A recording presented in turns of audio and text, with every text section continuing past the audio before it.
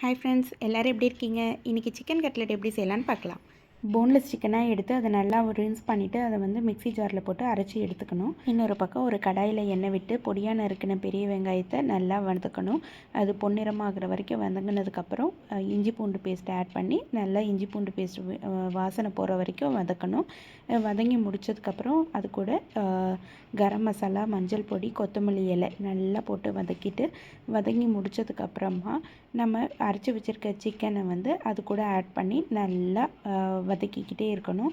அது எந்த ஸ்டேஜுக்கு வரும் அப்படின்னா, நம்ம எக் பொடிமாஸ் செய்வோம்ல, அந்த எக் பொடிமாஸ் எப்படி உதிரி உதிரியாக வருமோ அந்த மாதிரி உதிரி உதிரியாக வந்துடும். நம்ம அரைச்சி வச்சுருக்க சிக்கனை வதக்கும்போது அந்த ஸ்டேஜுக்கு வந்தோன்னே தேவையான அளவு உப்பு ஆட் பண்ணி நல்லா ஒரு கலரி விட்டுட்டு ஸ்டவ் ஆஃப் பண்ணிவிட்டு இந்த சிக்கன் மிக்சரோட நம்ம ஆல்ரெடி வேக வச்சு ஸ்மாஷ் பண்ணி வச்சுருக்க பொட்டேட்டோஸை மிக்ஸ் பண்ணி நல்லா நம்ம மசால் வடை ஸ்டேஜுக்கு அதை கொண்டு வந்து மசால் வடை தட்டுற மாதிரியே தட்டி எடுத்துக்கணும்.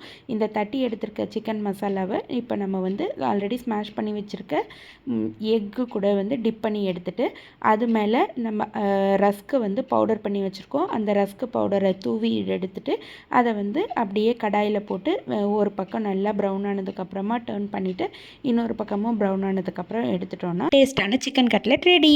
நீங்களும் ட்ரை பண்ணி பார்த்துட்டு ரெசிபி எப்படி இருந்துச்சுன்னு கமெண்ட் பண்ணுங்கள். தேங்க்யூ.